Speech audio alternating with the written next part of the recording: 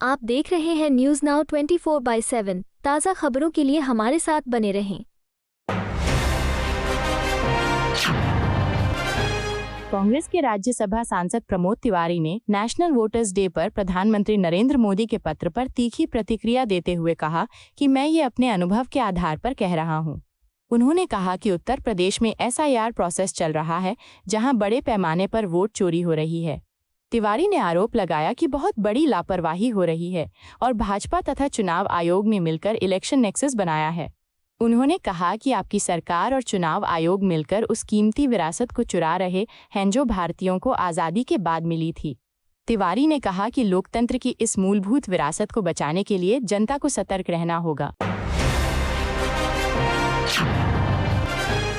महाराष्ट्र के बीजेपी विधायक विक्रांत पाटिल ने मन की बात के 130वें एपिसोड पर कहा कि प्रधानमंत्री नरेंद्र मोदी हर महीने के आखिरी रविवार को प्रसारित होने वाले इस कार्यक्रम के जरिए हम सभी को, खासकर युवाओं और देश के हर नागरिक को, एक अनोखा अनुभव देते हैं।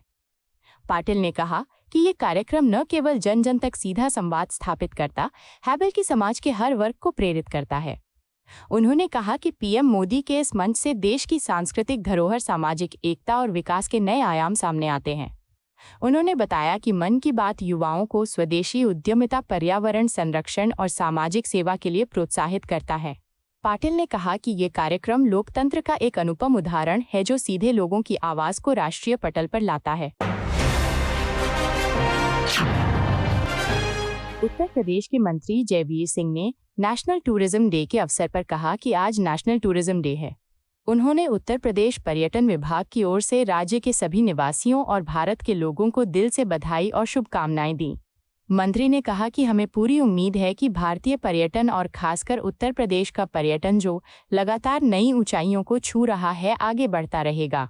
उन्होंने बताया कि योगी सरकार के प्रयासों से अयोध्या, काशी, मथुरा और वाराणसी जैसे धार्मिक स्थलों पर पर्यटकों की संख्या में अभूतपूर्व वृद्धि हुई है। जयवीर सिंह ने कहा कि पर्यटन क्षेत्र न केवल राज्य की अर्थव्यवस्था को मजबूत कर रहा है, बल्कि रोजगार के नए अवसर भी पैदा कर रहा है। उन्होंने पर्यटन को बढ़ावा देने के लिए केंद्र और राज्य सरकार की योजनाओं का उल्लेख किया और आगंतुकों से उत्तर प्रदेश आने का आह्वान किया। बीजेपी सांसद योगेंद्र चंदोलिया ने कहा कि कल गणतंत्र दिवस है। उन्होंने बताया कि आज दिल्ली की मुख्यमंत्री रेखा गुप्ता ने छत्रसाल स्टेडियम में परेड की सलामी ली और वहां सांस्कृतिक कार्यक्रम हुए। चंदोलिया ने कहा कि रेखा गुप्ता ने दिल्ली सरकार का पूरा ब्लूप्रिंट पेश किया और बताया कि पिछले 11 महीनों में उनकी सरकार ने दिल्ली में क्या क्या बदलाव किए हैं। उन्होंने कहा कि भाजपा सरकार ने दिल्ली को विकास, स्वच्छता, सुरक्षा और बुनियादी सुविधाओं के मामले में नई ऊंचाइयों पर पहुंचाया है। उन्होंने कहा कि गणतंत्र दिवस के अवसर पर दिल्ली की जनता नई सरकार के कार्यों को देखकर गर्व महसूस कर रही है। चंदोलिया ने कहा कि ये परेड और सांस्कृतिक कार्यक्रम दिल्ली के उज्जवल भविष्य का प्रतीक है। बीजेपी पश्चिम बंगाल के अध्यक्ष समीक भट्टाचार्य ने सुनवाई के दौरान कहा कि ऐसे ही कारणों से सिस्टम में दिक्कतें जारी हैं।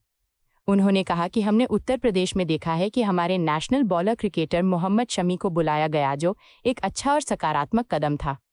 भट्टाचार्य ने कहा कि ये देश का लोकतांत्रिक प्रक्रिया है जो चलती रहनी चाहिए और सभी को इसका सम्मान करना चाहिए, इसलिए हमने भी इसमें हिस्सा लिया। हालांकि उन्होंने कहा कि पश्चिम बंगाल में जो हो रहा है वह पूरी तरह अलग है।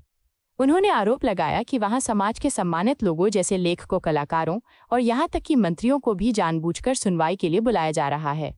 भट्टाचार्य ने कहा कि इसके लिए झूठे या गुमराह करने वाले दस्तावेज अपलोड किए जा रहे हैं ताकि दिखाया जाए कि उन्हें आधिकारिक रूप से बुलाया गया था। बीजेपी नेता सैयद शाहनवाज हुसैन ने कहा कि मैं शकील अहमद की हिम्मत की तारीफ करता हूं। वो हमेशा एक राजनीतिक परिवार से आने वाले बेबाक व्यक्ति रहे हैं। उन्होंने कहा कि उनके पिता और पूरा परिवार कांग्रेस के साथ था। हुसैन ने कहा कि लेकिन राहुल गांधी ने कांग्रेस के साथ जो किया है और कैसे उन्होंने चापलूसों को बढ़ावा दिया है, उसके बारे में शकील अहमद ने बिहार में इसके खिलाफ आवाज उठाई है। शाहनवाज ने कहा कि शकील अहमद जैसे नेता ही कांग्रेस में सच्चाई और साहस की मिसाल पेश कर रहे हैं, बल्कि राहुल गांधी ने वफादार नेताओं को हाशिए पर धकेल दिया। उन्होंने कहा कि बिहार की जनता कांग्रेस की इस आंतरिक कलह को अच्छी तरह समझ रही है। बीजेपी प्रवक्ता शहजाद पूनावाला ने कहा कि राहुल गांधी ने सर्जिकल स्ट्राइक को खून का सौदागर कहा था। उन्होंने कहा कि ऑपरेशन सिंदूर ने सबूत के बाद सबूत दिए हैं। पूनावाला ने कहा कि इसके जरिए दिखाया गया कि कैसे हमारी सेना दुश्मन के बेस में घुसी, सीने पर वार किया, पाकिस्तानी आर्मी बेस को तबाह किया।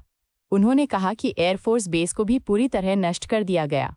उन्होंने आरोप लगाया कि कांग्रेस नेता हमेशा सेना के पराक्रम को कमतर आंकने की कोशिश करते हैं।